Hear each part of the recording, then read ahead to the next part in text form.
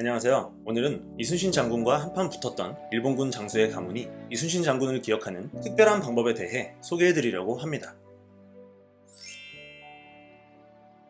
백마를 타고 쇠가면을 쓴 채 전장을 휘젓고 다녔다는 와키자카 야스하루.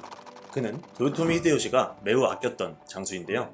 히데요시의 일본 통일 전쟁에서 육지와 바다를 가리지 않고 모든 곳에서 승리를 거두며 그의 나이 37세 때 일본의 심장부에 위치한 아와지 섬의 영주가 된 인물입니다. 그리고 그로부터 2년 후 임진왜란에 참전한 그는 고작 1600명의 병력으로 조선군 8만 명에게 돌격하는 엄청난 패기를 보여주는데요. 당시 지금의 광교산 자락에 모여있던 조선군 8만은 갑자기 철가면을 쓰고 나타나 뒤도 안 보고 돌격해오는 와키자카의 기세에 눌려 그만 와르르 무너져 내리고 말았다고 합니다. 이렇게 와키자카는 일본에서도 또 조선에서도 계속 승승장구를 하며 장수로서는 정말이지 완벽한 인생을 살아가고 있었습니다. 그런데 점점 그를 향해 피할 수 없는 불운의 그림자가 다가오고 있었으니 그것은 바로 결코 만나서는 안 될 저승사자와도 같은 존재를 만나버린 사건이었습니다. 그리고 그가 만난 저승사자는 다름 아닌 이순신 장군이었죠. 안돼! 임진왜란이 한창이던 1592년 8월 14일 저녁, 그날도 와키자카는 73척의 함대를 이끌고 한산도 앞바다에 있는 조선군 함대를 향해 돌격하는 중이었는데요.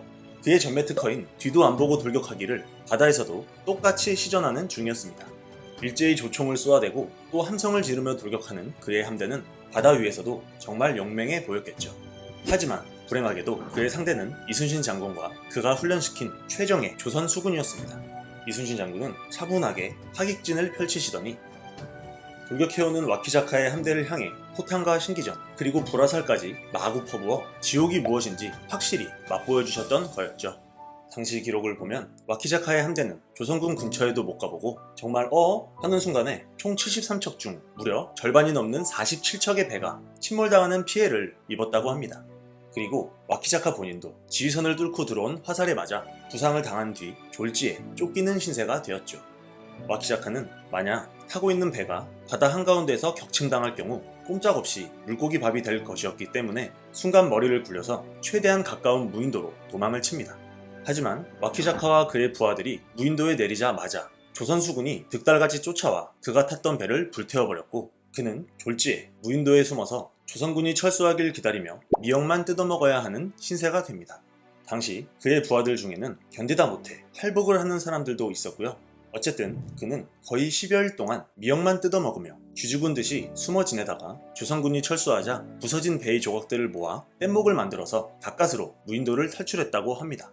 이렇게 목숨을 건진 와키자카는 10일간 미역을 먹으면서 겸손해졌는지 이후 자신의 돌격 본능을 뇌에서 삭제시키고 임진왜란 내내 조심히 행동해서 잘 살아남았고요. 이후 그가 죽은 뒤에도 와키자카 가문은 일본의 역사 속에서 늘 겸손하게 행동하며 그 지위를 잃지 않고 지금까지 이어져 내려오고 있다고 합니다. 한편 이 모든 이야기는 와키자카 본인이 정직하게 기록으로 남겨서 자손들에게 직접 전한 내용들이고요.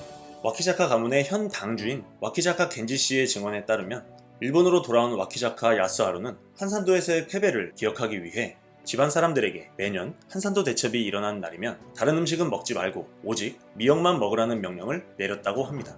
그리고 그 전통은 현재까지도 이어져 오고 있어서 와키자카 가문 사람들은 한산도 대첩날을 집안 사람들이 미역만 먹는 날로 기억하고 지금도 1년에 하루만큼은 오로지 미역만 먹고 있다고 하네요.